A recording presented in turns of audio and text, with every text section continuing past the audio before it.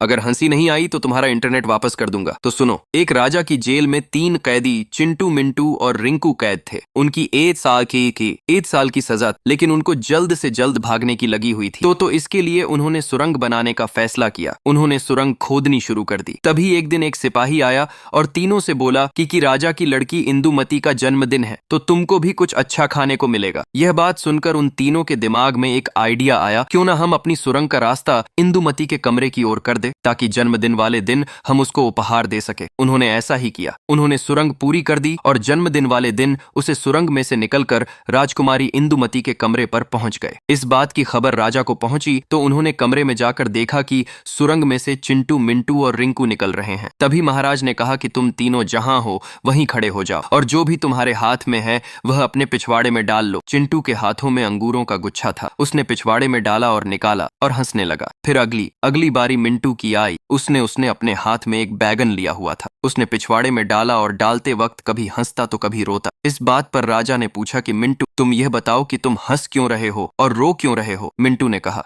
महाराज मैं यह नहीं बताऊंगा। राजा ने फिर कहा, तुमको बताना पड़ेगा, वरना तुमको फांसी की सजा दी जाएगी। उस पर मिंटू ने क्या जवाब दिया, यह जानने से पहले आपको कल किसी से पैसे मिलेंगे। अगर आपने हमारी इस वीडियो को अगले 3 सेकंड में लाइक और सब्सक्राइब कर दिया तो 3, 2, 1, go!